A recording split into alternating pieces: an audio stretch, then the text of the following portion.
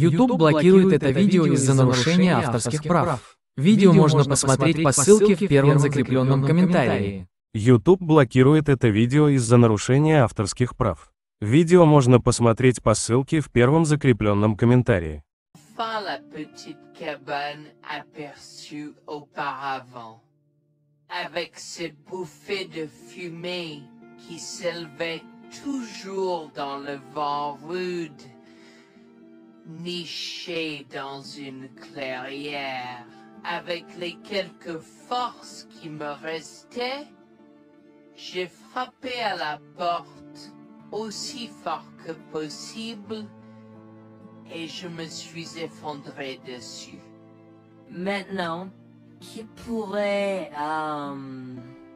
oh Harold, apporter de l'eau bouillante et des couverts tout de suite? Un couple âgé et gentil nous a accueillis. Ils étaient si aimables de nous permettre d'enlever nos vêtements gelés, de nous baigner dans l'eau qu'ils ont tirée pour nous et de nous asseoir près du feu avec une nouvelle paire de vêtements et leur offrant une soupe chaude et des couvertures pour nous envelopper. Nous nous sommes blottis ensemble dans la chaleur. Mes sentiments de colère et de frustration ont commencé à bouillir. Comment ont-ils pu faire ça? J'espère qu'ils viennent dehors. Il y a plus de gens dehors? Nous devons aller les chercher. Non, ne te dérange pas, c'est ma belle-mère et mon mari inutiles. Ils nous ont laissés là pour geler. Tu dis un mensonge. Pourquoi ferais-tu une chose aussi horrible? Je savais que Becky était toujours comme ça, mais Lucia, pas moyen qu'il nous ferait ça. Attends une seconde. Becky, ce nom me dit quelque chose. Est-ce la dame avec une fine silhouette, les lèvres pincées et sérieuses tout le temps? Porte-t-elle des lunettes pourpres et une taupe sur sa lèvre spéa? La même. Comment la connaissez-vous? Elle a l'habitude de parcourir ces régions, mais c'est bizarre de faire une telle chose pendant cette période où les tempêtes de neige sont abondantes. En fait, je ne l'ai jamais vue dans ces parages pendant cette période de l'année. Maintenant, chérie, s'il te plaît, dis-nous comment tu la connais. Je suis sa belle-fille. Nous sommes venus de Floride parce qu'elle n'avait jamais vu son petit-fils Freddy depuis sa naissance. Je voulais vraiment qu'ils se lient d'amitié et se connaissent, mais Anne semblait désintéressée, même après que nous soyons venus de si loin. Freddy était blotti contre moi, endormi dans mes bras, avec un sourire sur son visage. Dieu merci, il allait bien. Dieu merci, il était en sécurité. Comment son petit corps a survécu tout cela? Encore un mystère pour moi. Mais plus je le regardais, plus je devenais frustré par son père, inutile, et sa grand-mère. Elle est magnifique. Cela nous fait pleurer de savoir que cela se produit. Vous voyez, nous n'avons pas d'enfants. Nous ne pouvions pas en avoir. Alors nous avons décidé de venir vivre sur les montagnes. C'est la vie que nous avons toujours voulu, mais nous ne pouvons pas combler les lacunes dans nos cœurs. Donc, entendre que quelqu'un qui a la chance d'avoir un tel petit enfant a choisi d'être négligent est quelque chose que nous ne pouvons pas pardonner. Tu sais, j'ai toujours eu un drôle de pressentiment à propos de Becky, je te l'ai dit, Harold. Cette femme n'est pas normale dans sa tête. J'ai crié après eux leur disant d'attendre pour nous, mais ils ont juste continué à aller de l'avant. Ils m'entendaient, mais ils choisissaient de ne pas m'écouter. Pourquoi aurait-il fait ça? Parfois, nous ne savons pas pourquoi les gens font les mauvaises choses qu'ils font. Tout ce que nous pouvons faire, c'est faire de notre mieux. Nous avons continué à converser le reste de la soirée, et aussi en colère que je fusse. Avec c'est-à-dire je m'ai fait cheveux merger parce que je savais que Lucien et moi étions exécutés de lui. Le matin est venu et il semblait que la tempête de neige se soit calmée. J'ai cherché sur divers sites web pour trouver des rapports météorologiques indiquant que c'était maintenant sûr de se déplacer dans la ville. Et la ville. J'ai échangé des coordonnées avec Georgina et Harold, les remerciant pour tout l'amour et les soins qu'ils nous ont montrés. Il n'y a pas besoin de nous remercier. Nous avons juste fait ce qui était juste. N'importe qui, avec la moitié d'un cœur, aurait fait la même chose. S'il vous plaît, laissez-moi vous accompagner chez vous. Harold et Georgina nous ont accompagnés à la résidence et, oh mon Dieu, nous avons trouvé Lucien et Rebecca assis confortablement sur le porche avant, comme si Freddy et moi étions sur le point de mourir la veille. Je suis sorti de la voiture et j'ai commencé à perdre les pédales. Qu'est-ce qui ne va pas chez vous les gens? Comment pouvez-vous nous laisser là? Tu nous ralentissais et nous voulions voir la cascade gelée. Est-ce que tu plaisantes? Freddy aurait pu mourir la nuit dernière. Tu t'en fous, vous, Lucien? Pour être juste, tu aurais pu simplement rester à la maison si tu n'étais vraiment pas prêt pour cette aventure. Je jure devant Dieu, à ce moment-là, ma vision est devenue rouge. J'étais prêt à attaquer, à donner des coups de pied, à crier et à hurler pour que le monde entier entende à quel point ces gens étaient horribles. Non seulement ils nous ont laissés là, mais ils semblaient ne pas se soucier de ce qu'ils avaient fait. C'était presque comme s'ils essayaient de nous tuer.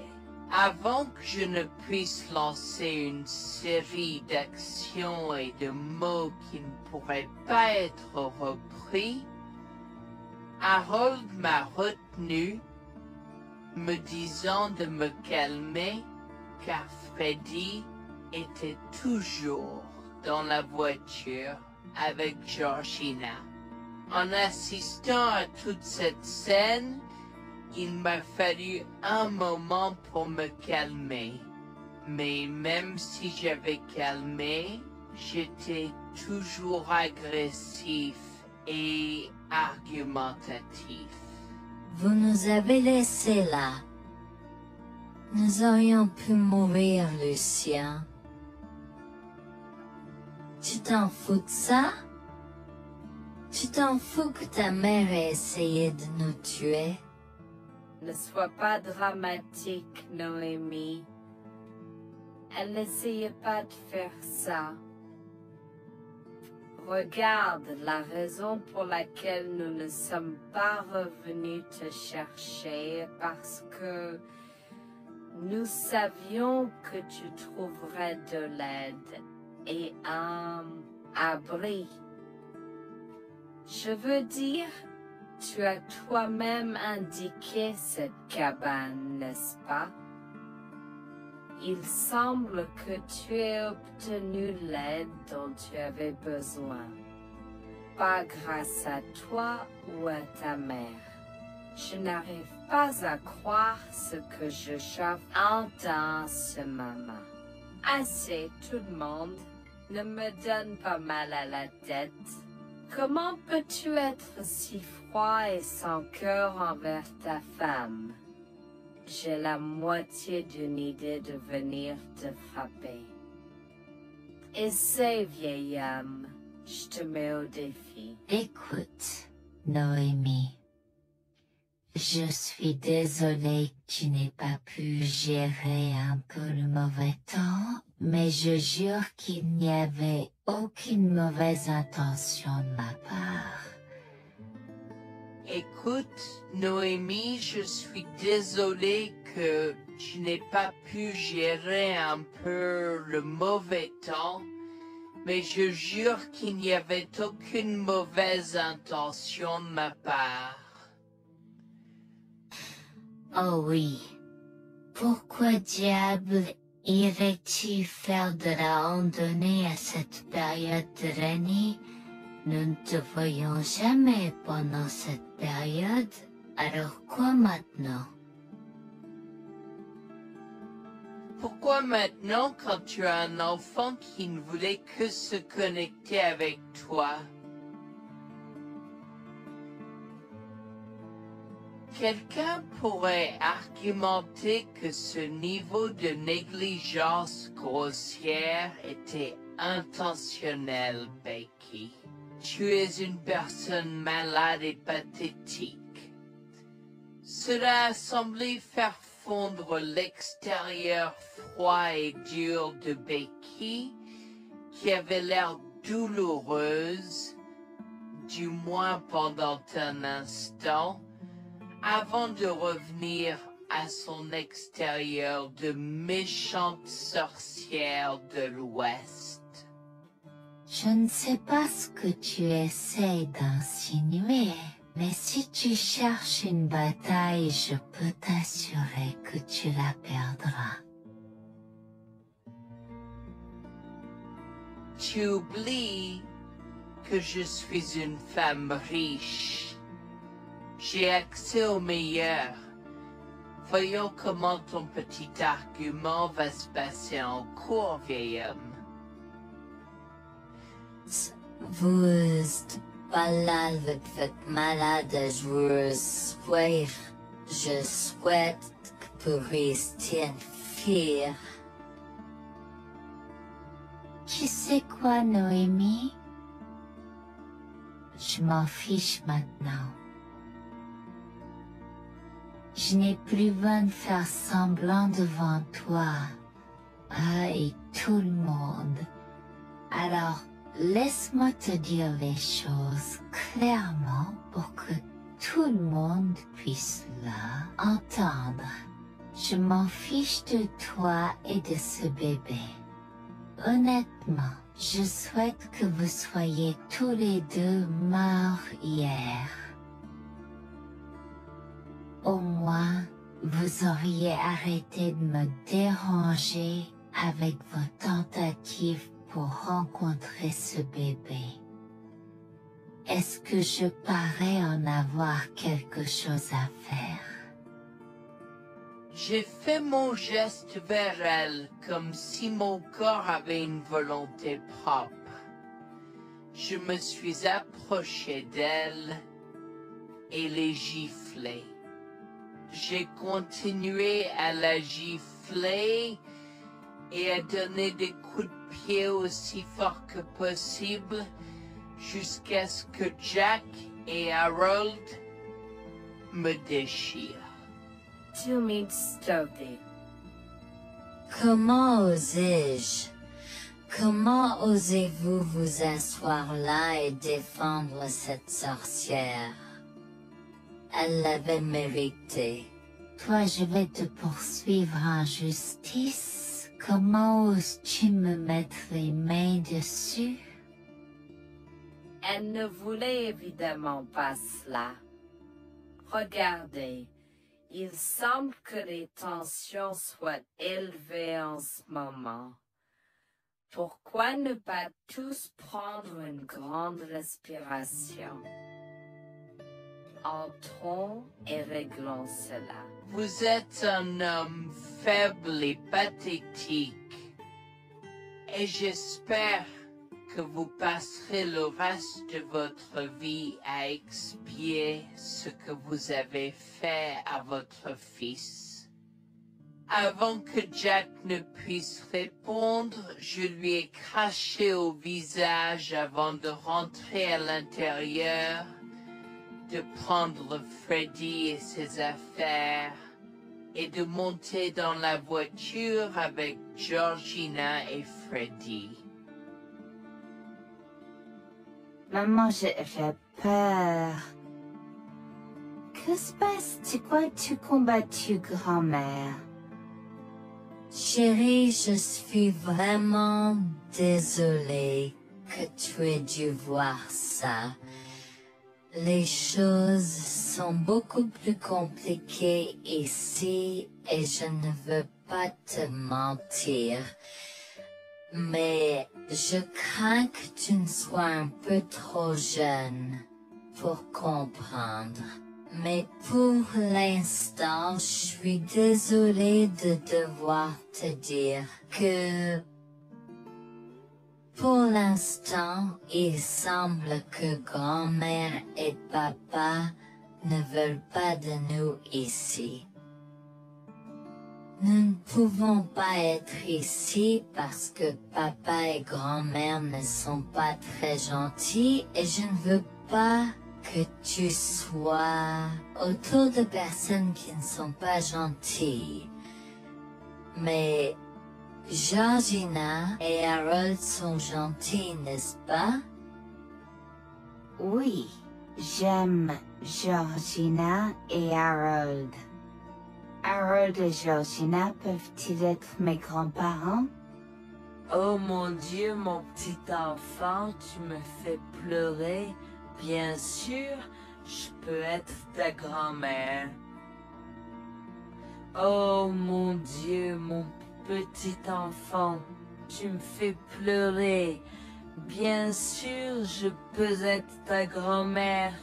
Je serai toujours ton ami et je te promets de prendre soin de toi si tu as besoin de moi. Harold a pris la voiture et nous a emmenés à un hôtel où nous avons pu nous reposer et nous remettre de nos émotions, mais malheureusement tout l'événement était un peu trop difficile à gérer. J'y avais très peur pour l'avenir pour le Dieu, tant Freddy que moi, car cela signifiait le divorce. J'avais peur, Bertie, qu'ils obtiennent la garde de Freddy.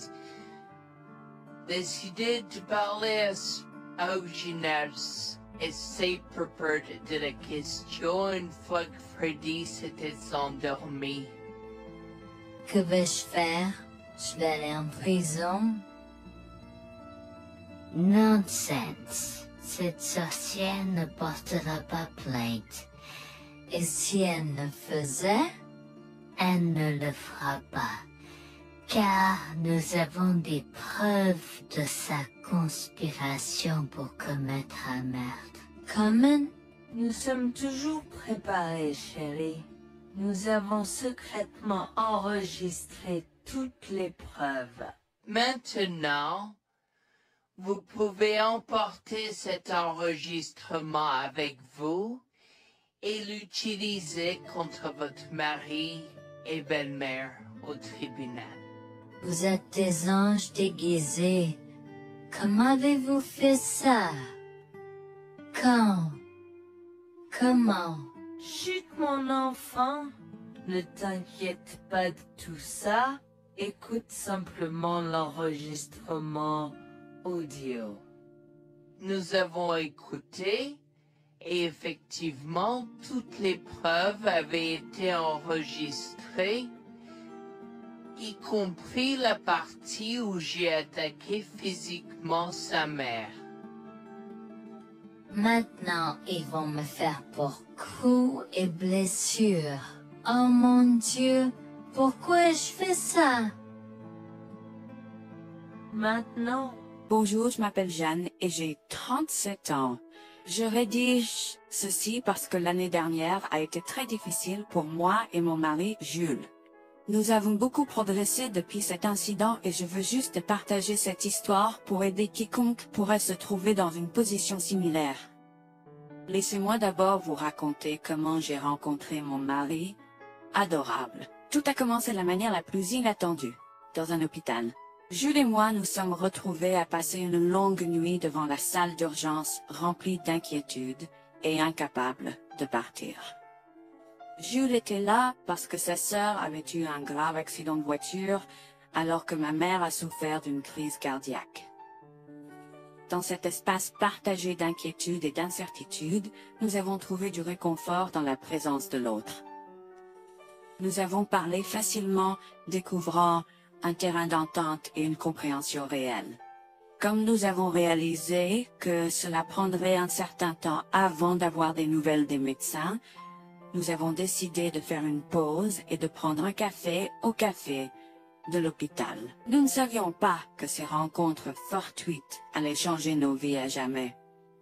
Au fur et à mesure que la nuit se transformait en aube, nous avons échangé des numéros avant de nous séparer à contre-séance. Pendant que la condition de ma mère se stabilisait et qu'elle commençait sa convalescence, la sœur de Jules faisait face à un voyage plus difficile. L'accident l'avait laissée avec de graves lésions de la moelle épinière et des blessures cérébrales, et elle était paralysée de la taille aux pieds. Jules était dévasté, partagé entre le soulagement qu'elle ait survécu et la tristesse face aux défis qu'elle allait maintenant affronter. Au cours des mois suivants, Jules et moi sommes restés en contact, nous nous soutenons émotionnellement pendant les convalescences de nos proches. Nos conversations ont progressivement changé, nous permettant de partager nos espoirs, nos rêves et nos peurs. Dans l'un de ces échanges sincères, Jules a eu le courage de m'inviter à prendre un café, un rappel significatif de l'endroit où notre connexion avait d'abord fleuri. Notre amour a grandi rapidement, alimenté par la fondation que nous avons construite pendant nos moments les plus sombres. Waarvoor we l'identité de l'autre et avoir un verdict. Cela n'a pas pris longtemps pour que nous réalisions que nous avions trouvé quelque chose de vraiment spécial. Après 2 ans de fréquentation, Jules m'a demandé en mariage. Avec une joie débordante, j'ai dit oui avec enthousiasme. Notre mariage était une petite et intime célébration, honorant l'amour qui est né de nos épreuves partagées. À ce moment-là, la sœur de Jules avait besoin de soins spécialisés, et il, étant le membre de la famille le plus proche, a pris la responsabilité. Cependant, il avait également besoin d'un travail temps plein pour gérer les factures qui s'accumulaient. Inquiète qu'il soit accablé, Jules a travaillé sans relâche pour subvenir aux besoins de sa sœur et de notre avenir ensemble. Un jour, je l'ai assis et l'ai rassuré en lui disant que nous étions une équipe faisant le défi de la vie ensemble.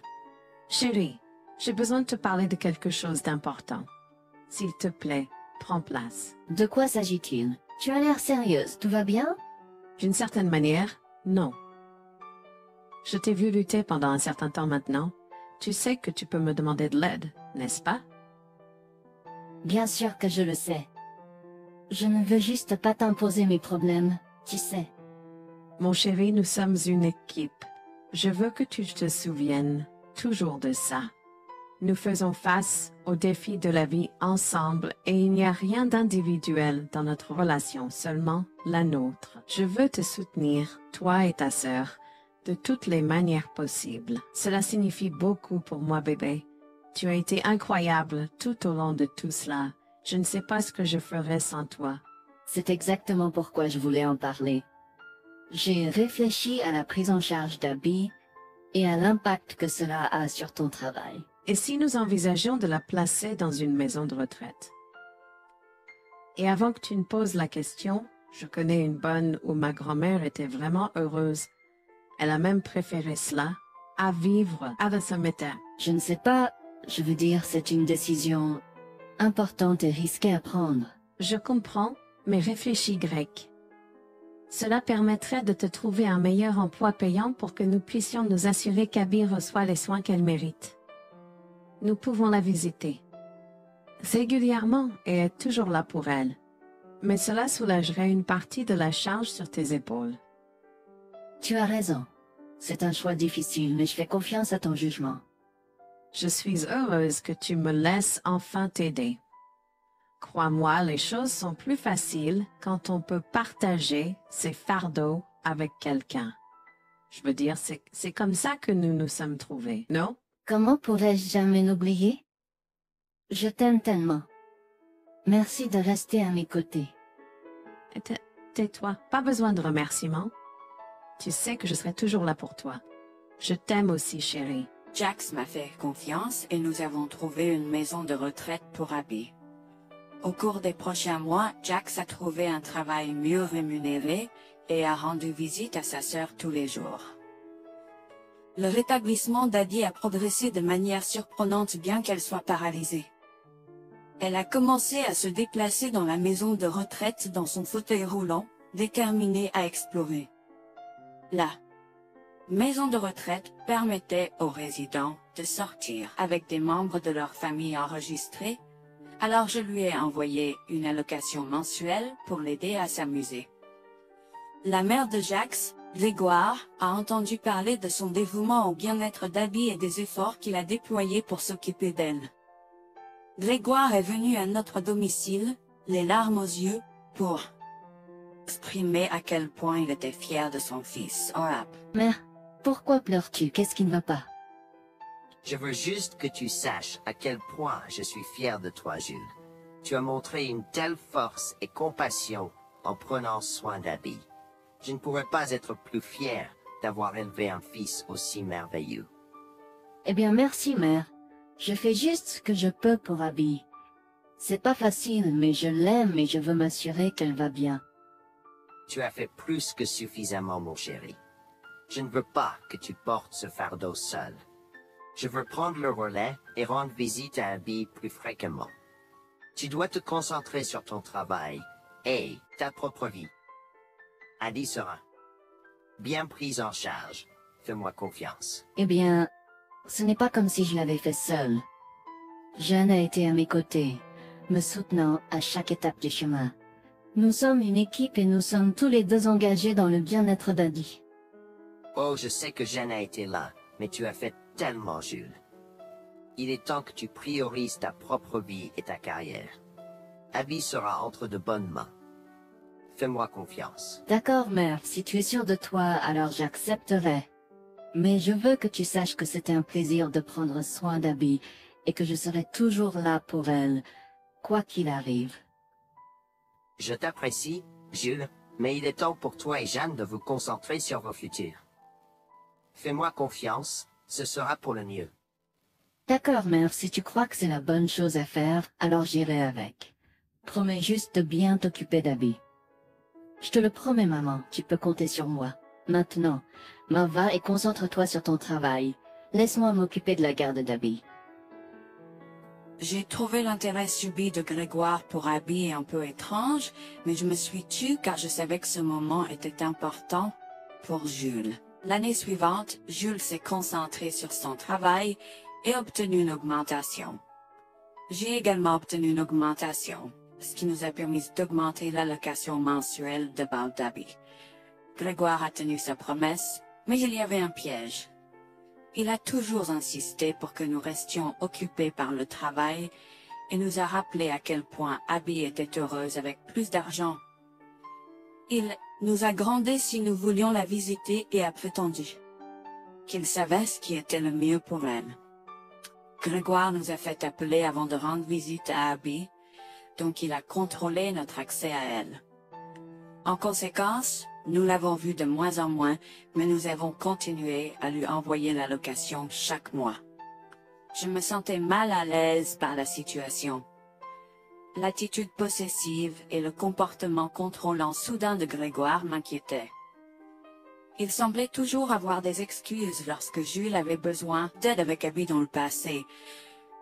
Cependant, je n'ai rien dit car je savais à quel point Abby était importante pour Jules. Malgré les défis, Jules et moi sommes restés engagés à soutenir Abby. Nous avons tenu notre promesse de fournir une assistance financière, même si nous ne pouvions pas être avec elle autant.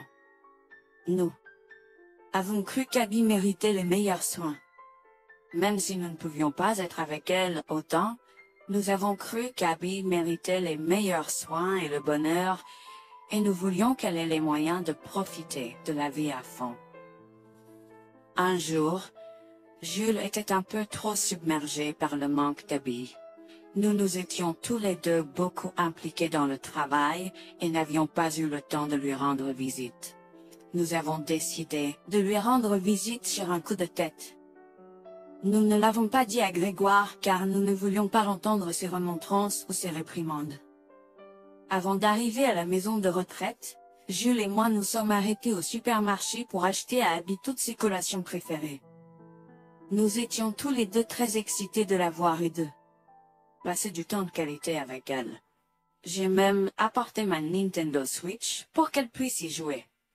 Nous sommes entrés et avons immédiatement commencé à chercher Abby, mais nous ne pouvions pas la voir nulle part. Je pensais qu'elle était probablement partie pour un rendez-vous chez le médecin ou qu'elle était probablement dans le jardin. Nous avons trouvé l'infirmière d'Abby, Mme Smith. Elle nous a regardés avec confusion. « Excusez-moi, pourriez-vous nous dire où est Abby? Nous la cherchons. » Charlie, ne savez-vous pas ce qui s'est passé? Non, nous n'en savons rien. S'il vous plaît, dites-le nous. Que s'est-il passé? Est-ce que Abby va bien? J'ai essayé de contacter Grégoire car il a insisté pour être le point de contact pour toutes les informations concernant Abby, mais il n'a jamais répondu à mes appels. S'il vous plaît, dites-nous simplement ce qui s'est passé. Est-ce que Abby va bien? Je suis vraiment désolée de vous apprendre cette nouvelle. Alors que nous administrions un nouveau médicament à Abby, son corps a eu une réaction sévère. Elle est tombée en état de choc, malgré nos efforts inédits. Quoi? Quand cela s'est-il produit? Cela s'est produit il y a 2 mois. 2 mois? Comment cela est-il possible? Pourquoi n'avons-nous pas été informés? Je m'excuse pour cette omission. Nous essayons de joindre Grégoire comme il l'avait demandé, mais il semble qu'il n'a jamais reçu nos appels. C'est incroyable. Nous aurions dû être au courant, nous aurions dû appeler Abby. Merci de nous l'avoir dit, Manager Smith. Nous aurons besoin de temps pour traiter cela. Pouvez-vous nous laisser un peu d'intimité? Bien sûr, prenez tout le temps dont vous avez besoin. Je serai là si vous avez des questions ou si vous avez besoin d'aide. Je suis vraiment désolée pour votre perte. Je pouvais sentir le monde de Jules s'effondrer et le mien aussi. Bien que Abby ne soit pas ma propre sœur, je la traitais comme telle. Je m'efforçais de la connaître. Au fil du temps, je suis absolument tombée amoureuse d'elle. Nous étions comme des sœurs.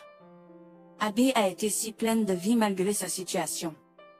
Jules était un désordre de larmes, pendant que je ne pouvais tout simplement pas me résoudre à pleurer. Je me sentais tellement engourdie. Je ne pouvais pas croire que Abby était partie. Je me sentais tellement coupable qu'elle ait souffert toute seule. Je me sentais tellement coupable de ne jamais avoir pris le temps de la rencontrer. Serait-ce différent si je l'avais visitée? Je savais que Jules se sentait de la même manière que moi. Je savais que nous ne pouvions pas continuer à rester là et à pleurer. Alors je l'ai guidée gentiment hors de l'installation. Le trajet de retour à la maison était silencieux, alors que le chagrin enveloppait nos âmes. Quand nous sommes arrivés à la maison, nous nous sommes tous les deux effondrés en pleurs dans les bras, un de l'autre. Nous avons pleuré et pleuré pendant ce qui semblait être des heures. Jules était furieux que nous n'ayons même pas pu dire au revoir à Abby. Je me sentais de la même façon. De plus, j'étais triste que Abby n'ait probablement jamais eu de funérailles non plus. À ce moment-là, j'ai eu une soudaine réalisation qui m'a frappé dur. Grégoire était censé prendre soin de Abby, mais quelque chose n'allait pas. J'ai demandé à Jules s'il avait entendu quoi que ce soit de sa mère, mais il n'avait rien entendu. Alors que nous rassemblions les pièces, la colère bouillonnait en nous. Nous avons réalisé à quel point Grégoire nous avait manipulés avec soin, nous volant notre connexion à Abby et profitant de notre gentillesse. Le fait qu'elle ait probablement pris toute l'allocation d'Abby pour elle-même, la laissant sans rien, a encore plus attisé notre colère. Jules était prêt à confronter sa mère, mais j'ai réussi à réfléchir plus clairement. Chérie, je sais que tu es furieux et veux confronter ta mère, mais réfléchis en grec. Je ne veux pas y réfléchir. Je veux lui demander pourquoi elle a fait ça. Qu'a-t-elle gagné à faire ça à Abby?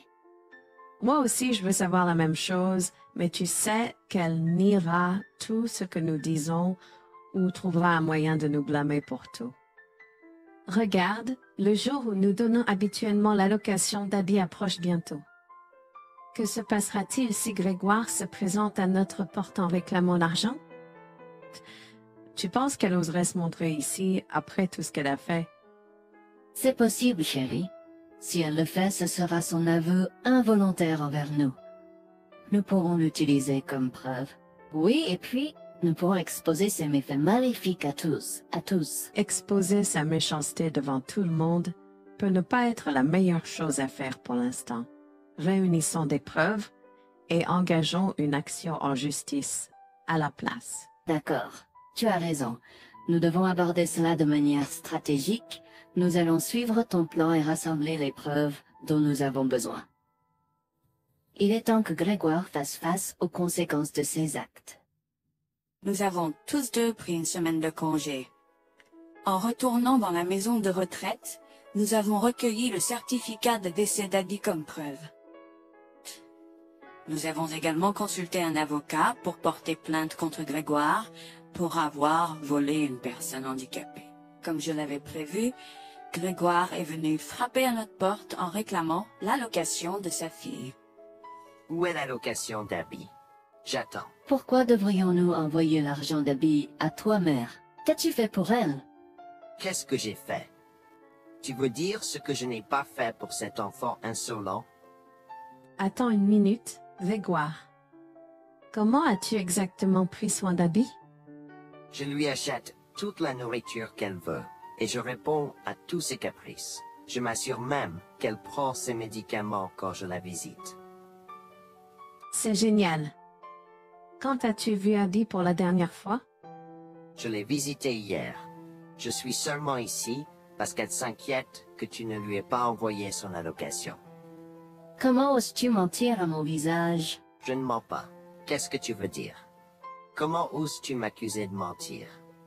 Tu es aussi ingrat qu'Abby. Sans hésiter, je tends à Grégoire le certificat de décès d'Abby, ma dégoût visible dans mes yeux, alors qu'elle le regarde avec stupeur. Grégoire a vacillé, tentant de s'excuser.